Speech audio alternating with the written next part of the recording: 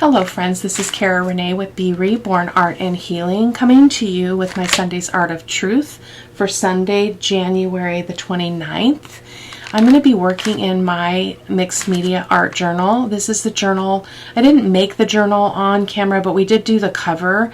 We had some power outages and stuff at the time that I actually created the signatures and all of that. So anyway, it's watercolor paper that is our base, and we're going to do some collaging, and then we're going to have, I'll show you the pieces here in a second, and then our first step is going to be to glue the papers down, get some gesso down on top to kind of push some of the papers back, and then I'm going to come in with my first layer of paint, which is this Titan Pale Green Pale, my golden fluid acrylic. I'm going to have to open that. It's new. I mean, it's not new, but I haven't used it before. So what I did, because this is a mess, this is all of the elements that I could potentially use. I picked some papers, I tore them up, and I kind of put them around the spread underneath the focal image. So let me show you that really quick. These are some extra little bits. I'm not sure if I'll use them or not, but I thought I would show you. I printed this image on some tissue paper, but I'm not sure if I will use that either, but I thought I'll have it at hand and that would be good. This is our focal image. I'm hoping that you can tell that it is a book, and it's got flowers here. And so the title of this this video and the blog post for the 29th is The Dog-Eared Pages of Our Lives. And I'm not going to give away too much here in the video. I have a hard time not sharing as I move through the process, but I will tell you that it's something that I'm thinking about in my life because of some decisions that I'm making right now in terms of some family, and just thinking about all the, when you get a book, and whether it's a totally an entertaining book, or it's a self-help book, or it's an inspirational book, there are always really beautiful things in it, but there are also some hard things in it, right? Some hard truths, some things that we don't really necessarily want to think about in our happy place. But I want to share my thoughts around the things that we dog ear in our life, just like we do in a good book. There are things that we hope to come back to when we dog ear a page in a book. It's things we want to come back to, or things that we want to remember. And sometimes it's things we don't want to remember. And so we just pretend that we didn't dog ear that page. Because sometimes when hard things happen, we tend to kind of get blinded by that, and we forget to go back and get the goods on the dog-eared things that were pleasant and good. And that's what I'm working on right now in my own personal process, as I again move into territory that I've never been in before. So I looked up what dog-ear meant, and it means is something that has, it's a paper, generally a book, having the corners worn or battered with use. And so again, that's that repetition of revisiting old places, things that we like, things that we didn't like, that kind of thing. That's kind of where I'm going. And so I'm going to show you what I did, because this is the focal image, so it's the book with the flowers, which is why I picked this, because I thought that the flowers looked very similar, but I'm not exactly sure how I would use them, but we'll see. They're available there if I want them. I also have them printed on 20-pound paper if I should decide to do that. But this is our focal image, because, and I was trying to find a good picture of dog-eared pages of a book, but they're hard to find, and I think it's because a lot of people, book lovers, don't like to see dog-eared pages in books as a rule. I dog-ear pages in my books, but I also use Post-it notes and highlighting and all that kind of stuff. So enough of that. So I laid this out, and obviously I'm going to have to move that, right? So I went ahead and took a picture, and normally I take a picture and then it's on my phone, so I have to look at my phone. So I went ahead and printed out the way that I laid this out. I just printed it out on my printer, took a picture. So that's kind of, I'm going to be moving some of these things out from the center because the focal image is going to take up a lot of this. It's going to be kind of to this side, so it's not going to be evenly distributed along the 2 pages. So I just thought I would share that. This is a print of this whole paper. This is from SeanPetite.com. Talked about her a lot. This is basically mixed media paper she did. So she took a vintage something and she did some stenciling. This looks like gesso to me. I don't know if you guys can see that. It looks like gesso, but I thought it was perfect for this because it will help to complement the kind of that brownish orange in the focal image, but it also has the white. So it's already like it's done part of the work for us. So I like that. So we're going to use that. So I'm going to set those things aside and I'm going to go ahead and I'm going to grab my matte medium. I forgot to do that before I turn the camera on. Where is it? I got a new bottle, so I'm working without a container. You guys have probably seen me have a little container similar to this, but it's small. But I've got this bottle of matte medium because I like the idea of being able to pour it on. I don't like the idea that this is so heavy, so I may order one that's like an 8-ounce bottle so I can just refill it from this one because this is awfully heavy. It's 32 ounces, but that's what we're going to use. I'm going to grab a brush here real quick and we're going to start putting the paper on. I will just speed up that process. I might cut out part of it. It kind of depends at the end when I've done the whole video how long it is and how much I can shrink other things because my mixed media tends to be very long because it's just one of those processes. I'm going to be moving really slow. I'm giving myself about a day and a half to get this done because I really want, as I mentioned in the very first pages in this journal, I'm really working on slowing down, kind of being a little bit more prayerful or meditative or whatever you want to call that about what I'm creating, and to allow myself that breathing room to be able to create what's really in my heart rather than to produce something because, hey, I do Sunday's Art of Truth, and that's what I do for Sundays because I didn't do one last week because I just couldn't. I'd been sick. It takes me a lot of energy and heart to do this kind of work. So let's get going. The rest of it will be a voiceover because that works the best for this kind of a process. So I will go ahead and get these papers on and I will see you on the other side. So I'm going to start with collaging all of my paper bits that we talked about before in the introduction. I'm using my Liquitex Fluid Matte Medium to adhere these. I am moving some of those out of the way, as you can see. And as I mentioned earlier, the bottle of matte medium is very heavy, and so I went ahead and got a lid from one of my water containers, and I'm just going to squirt in that fluid matte medium so that I have an easier go at this because that bottle is very heavy.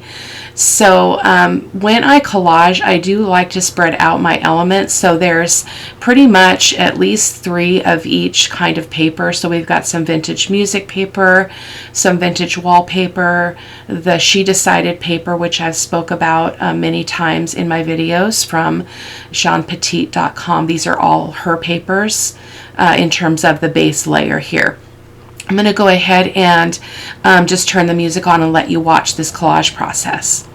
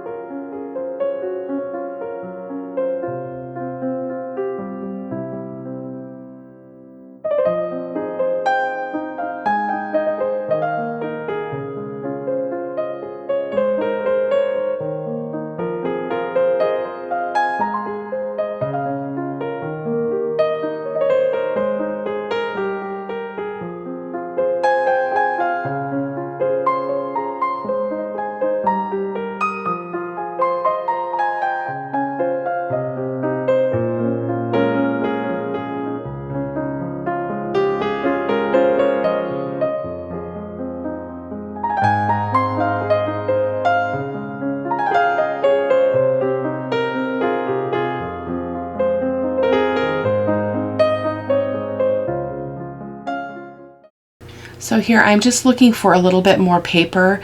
I realized I did not have enough to cover the other edges. I did move the papers to the outside edges of the spread so that I didn't waste those papers underneath the focal image.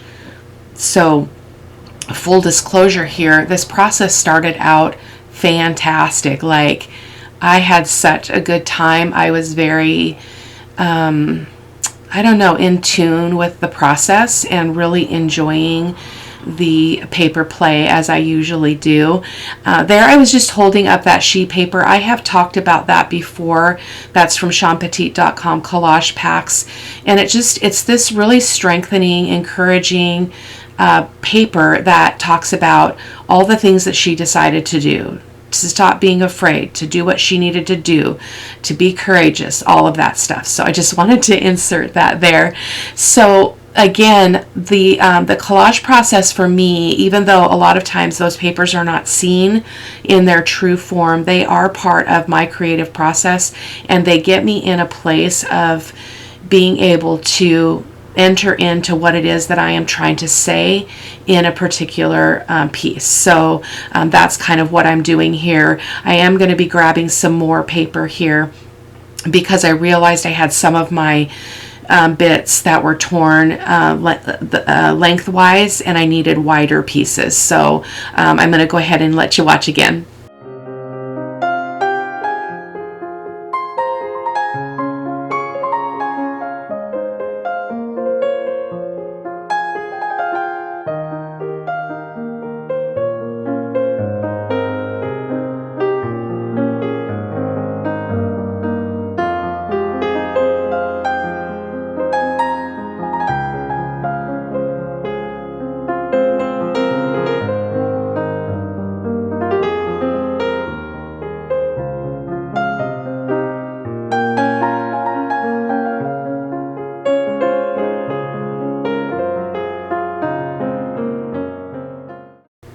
And again, more of the sheet paper here because I needed it to be longer or wider in width so that I had some bits to go there on the bottom.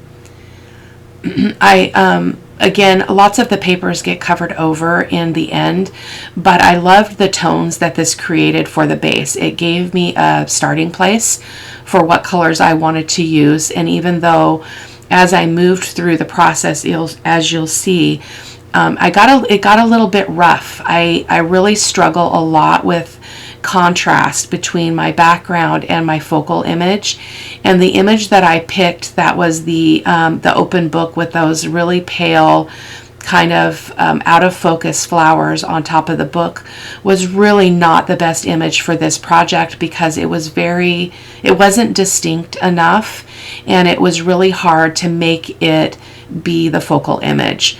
In the end, it worked out okay. I did some finessing off camera, which you'll be able to see in the photos at the end of the video. So I want to say that because it's really important, as I've mentioned before, to keep going. Don't give up, because we learn as we play, and we learn as we discover things that we didn't quite like that we did. And so it's important to not give up and just be like, this is terrible, nothing beautiful is going to come out of this, and just keep persevering. In the end, this was not my favorite journal spread, but I had a great time playing, which I'll talk about in a little while, with a product that I have not used before. So it was super fun. I'm going to give this a quick dry before we move on to the next step. And now I'm going to come in with my Liquitex gesso, which I often do. It allows me to be able to push back some of the images so they're not, because we didn't want them to be the focal point. We wanted them to be pushed back, kind of secondary to anything that's going on in the middle of the spread. So that's what I'm going to be doing here. I'm just going to put some gesso into my lid, the lid that I used with the matte medium. I need to just grab a couple of them. I use these as a water bucket. They're a little ice cream container that's plastic, and just grab a few of those so that I have them out here to to do this with, because this worked really well for me to be able to hold it in my hand rather than go back and forth between my, my table and the spread. So I'm going to go ahead and again let you watch. I'm moving all around, eliminating some of the separation between the papers, and again pushing back, so it serves a dual purpose of pushing back and lightening up the background pieces rather, and also kind of making them look like they belong together. Really, really liked this, so I'll let you watch.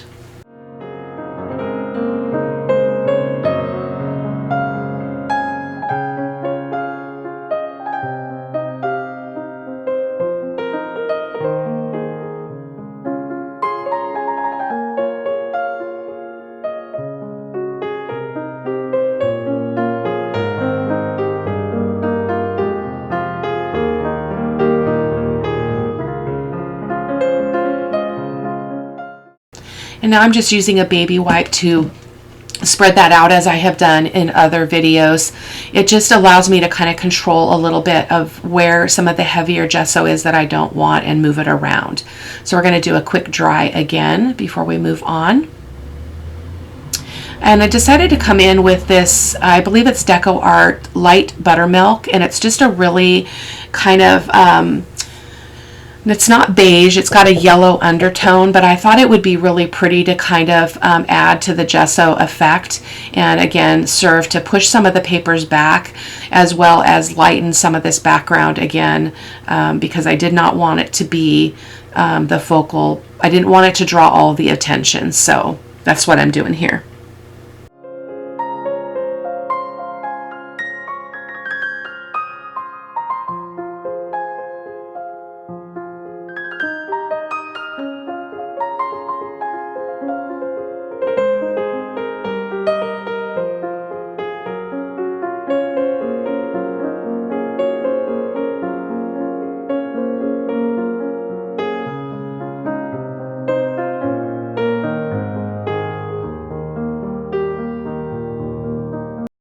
If you haven't tried using your fingers with your mediums, I would encourage it. It's really satisfying, at least it is for me.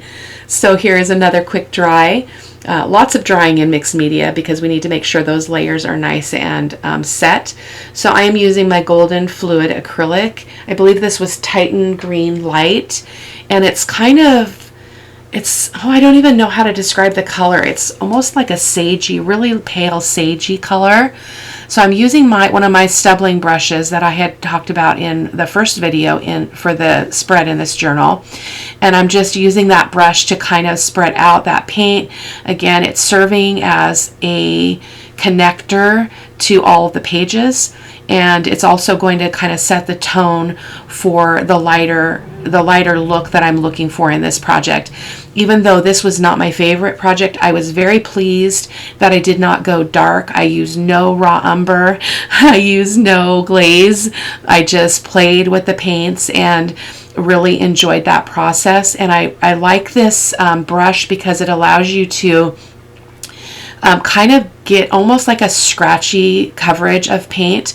If the paint gets really dry and you're doing a dry brush technique, you can see that scratchiness on the surface, which I think is really quite beautiful. And it's easy to do. It's very satisfying for me too. I like the scratchy sound, which is surprising because normally that would not be something that I would find any kind of peace or joy in, but it was really satisfying.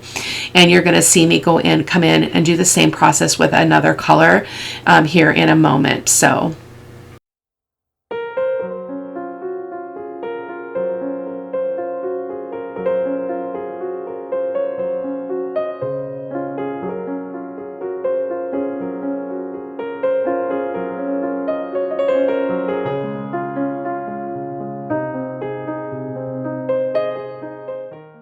I'm just wiping that out, and I'm going to come in with the next color. I believe I chose Raw Sienna, and then I mix a little bit of that buttermilk in with it. So because I did not want that to be too bold, raw sienna. Can't remember if it was burnt sienna or raw sienna. It will be in the supply list. It is raw sienna. I'm looking at my list of supplies here. So it's a golden fluid acrylic as well. And then I'm going to mix in a little bit of that buttermilk, because I didn't want to bring a lot of dark into this project. That's one of my goals, is to stay on the lighter side. And there were various places in this project where, looking back, I wish I had stopped there and I didn't do the next thing. But until you do it and you experiment with it, you don't know what that stopping point is. And so I'm learning, and it's really enjoyable to try something new, to try something that's out of my comfort zone, even though at the time it feels like, oh, I want to go back to what I know. I want to go back to what satisfies me. But we won't know what the new satisfaction is unless we try something different. So, and again, as I mentioned in the introduction, this is my Sunday's Art of Truth, where I am writing about the dog-eared days of our lives. And in the end and off camera, I do put a stamp with my connector stamps. I believe it said, oh my goodness, what did it say?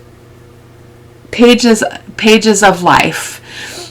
So, because I didn't have room to put more, but you'll get the meaning. But as I create a piece like this, this was very intuitive for me. It was very contemplative for me, because as I was creating, because I was not talking, I was able to really kind of enter into the thought process around why I was creating this spread, why I chose what I chose, and what it means to me. But I will talk about that more over on the blog in my blog writing. So I hope that you'll head over and check that out. You can find the link in the description box to my blog at B.Rebornart.com, and a lot of close-up photos over there as well. So we're going to go ahead and finish up here and then do another quick dry. And there we go. So I keep bringing that picture over because I'm trying to compare it to the background to see what I still need. And this was still too, it needed something. I was not quite sure what it needed, so I'm going to play around with a couple of different ideas. So this is just a script stamp in my stash. I'll see if I can find it. I'm not sure if I can. And I'm using my black archival ink from Ranger, and I'm just going to stamp that script here and there, not everywhere, but here and there around the spread. I really love the layers of text, even though we have text in our papers and such.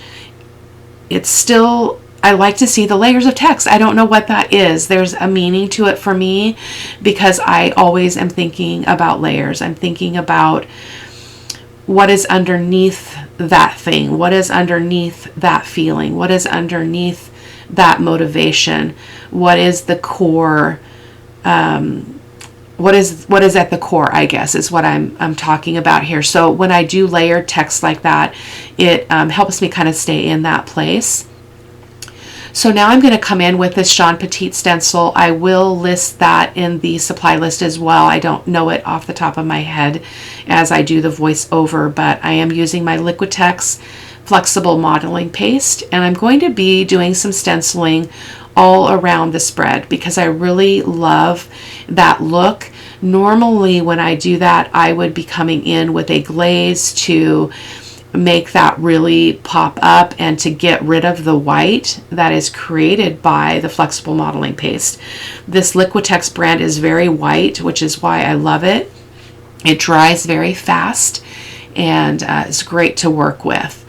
You'll see as we move through that I do not do a glaze, and I really found myself quite satisfied with the white stenciling that was created here with this texture, and I wanted to retain that white. So as we move through, you'll see me kind of dance back and forth, move back and forth rather, between adding some color to that modeling paste texture and removing it to return it back to the white, because there was something really beautiful about that, but it's very different for me, and so I had a really hard time not bringing in color on top of it. But I will let you continue to watch here. We will be drying this again before we move on to the next layer.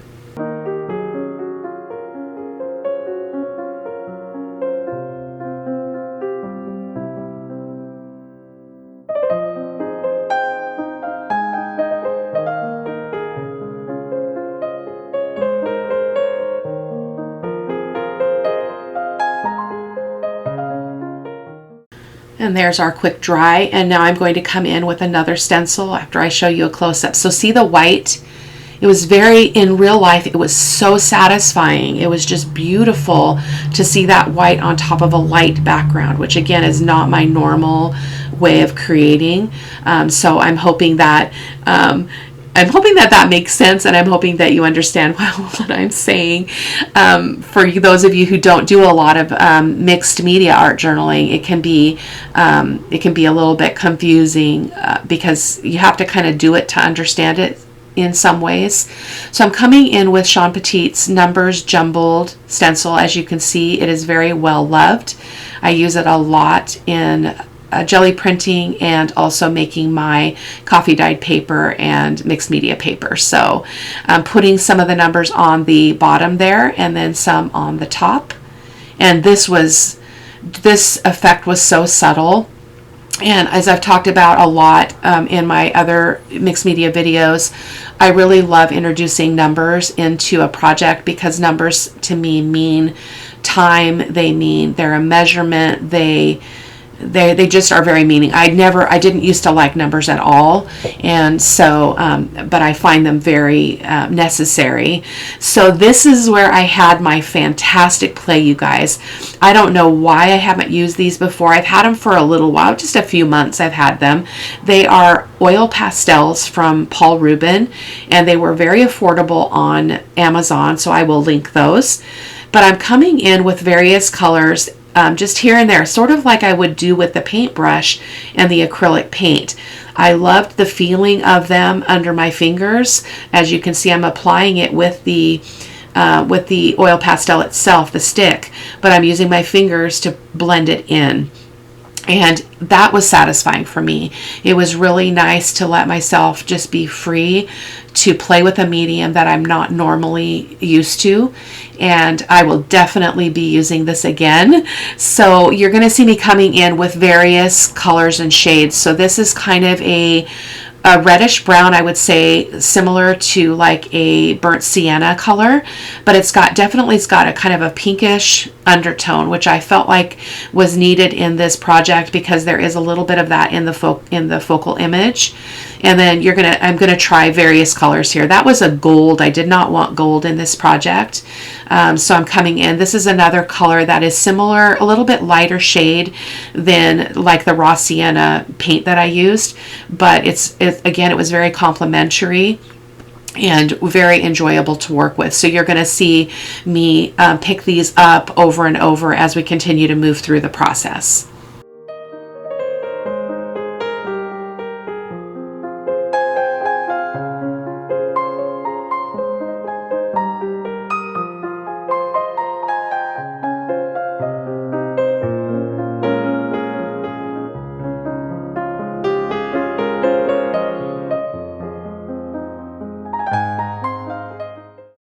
And now I'm coming in with a green. It's similar to like, I would say like a sap green, I think in terms of watercolor colors oftentimes, but there's also sap green in some of the artist acrylics. So I wanted to bring in some green because there is some green in the focal image in that really out of focus flower arrangement that's sitting on top of the book page.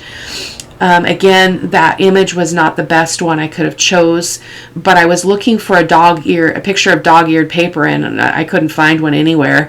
So I kind of went with what I found. This was from Pixabay, so I will also link that. So we're going to go ahead and move on to the next step. So again, looking at my focal image and showing you here a close-up of that texture. That's our white stenciling with the flexible modeling paste. Really, really beautiful. I think it would be even more beautiful if there was more color in the more variety of color in the background, but it was beautiful.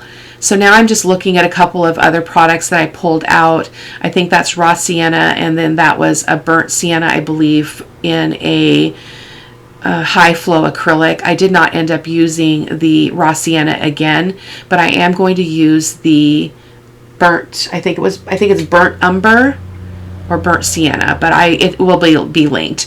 So it was challenging because the pages, because of all the moisture, they were not laying flat. And so I decided to do something I've never done before, which is I actually started applying the paint, that fluid acrylic, or the high flow acrylic, right on my baby wipe, and just kind of doing a pouncing here and there just to get that color. This was really satisfying, and I think it was a great addition to the journal spread, because it's going to pull out those colors in the focal image. But in the future, I probably would have done something a little bit more contrasting. Again, I have a hard time with contrast in this style of creating. I'm learning, and I will not stop until I am satisfied with that where I land in that arena. So, and then just getting a little bit more of that color here and there. I do come back in and wipe off some of that color off of the white stenciling. So now, just as a note, you do want to make sure that that modeling paste stenciling is completely dry, because any wet medium will soften that modeling paste and make it get gooey if you don't let it fully dry. So I did make sure that that was nice and dry. This modeling paste is great because it is very fast drying. So again, another dry. And bringing my paper in again, and this is looking better and better. I felt like I really needed to bring out some of that kind of that older yellow color. That's the only way I can describe it. It's not lemon, it's not yellow medium. It's kind of a strange kind of, oh gosh, I don't even know how to describe it, but I wasn't very fond of the color, other than it looked like an old page, which was what I was looking for. But here I want that paper to really stand out, so I am inking it with my Vintage Photo archival ink all around the edges. This is 20-pound paper, so I always struggle to get a good inking because it doesn't hold still for me. But it was helpful. I do off camera do a little bit more shading around some of the pieces on the spread when I'm done, but you will again be able to see that in the photos at the end. I was not happy when I turned the camera off, and that happens sometimes. I went to bed, I had a little bit of sleep, and came back in and looked at it with new eyes in the morning, and I felt like there was more that was needed. And so there you can see I am bringing in a little bit of a lemon color to kind of pull out the lemon in the focal image, which that way of thinking is really not necessarily what I should be thinking, because what tends to happen in my projects is there's not a great separation or contrast between my focal image and my background. And so I need to practice really going opposite. So when I look at a color wheel, the opposite of yellow is actually purple. And so I've done this before where I've brought in purple, because if you put purple and yellow together, they will make mud, they'll make brown. But if you use them in the same project, separated from one another, they complement each other and they make both colors stand out more. But I was having trouble with figuring out what the best contrast was. So I feel like I did get some contrast because we've got that reddish brown that is getting more opposite on the color wheel than the yellow. So just a little bit of color theory. I'm not great at it, to be completely honest. So I am ready to put on my focal image here. So I'm going to use my Liquitex matte gel. It's a really soft gel, and I'm applying it with a brush on the back of the paper, and I will also be doing a coat on the top. And you'll see me fuss a little bit with a brush because I had this smaller brush, but then when I flip it over, I tried a bigger brush, but it was actually a harder brush, and so it was actually moving the ink on the print here, which does happen. I did not zap this one with my heat tool, which I normally would do, is just give it a good heat set before I start putting papers on, because we do get a little bit of ink bleeding. So here I'm starting with the small brush, but it felt like it was going to take me forever, and I wasn't liking the really fine brush strokes that I was getting, so I'm going to try the bigger brush, but then I do hop back right away back to the smaller brush.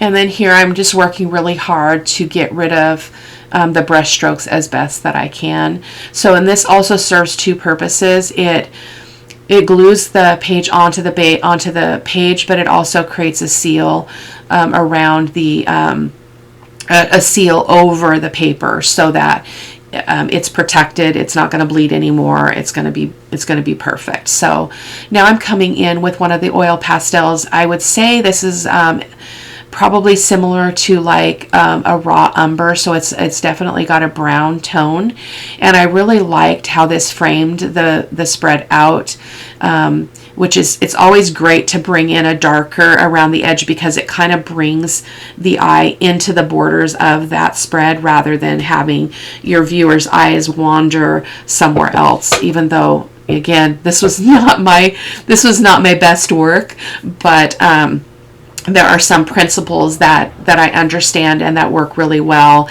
and I can see the difference when I do a particular process and when I don't, and what kind of the result difference is.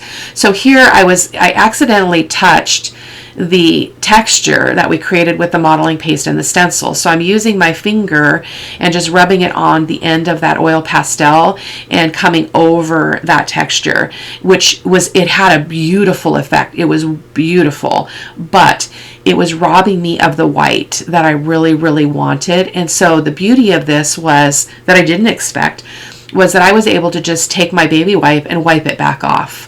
And so that was perfect. And in another project, I think I would definitely use these oil pastels on top of texture, because it was a way to get a little bit of color without kind of destroying everything. So in the end, I do also seal all of this with a coat of Liquitex Matte Medium. So we are coming to the end of the video. Again, you can hop on over to the blog if you want to read the inspiration, and you'll see in the final photos I do remove some of that oil pastel off of the texture. So thank you guys so much. Take care. Bye-bye.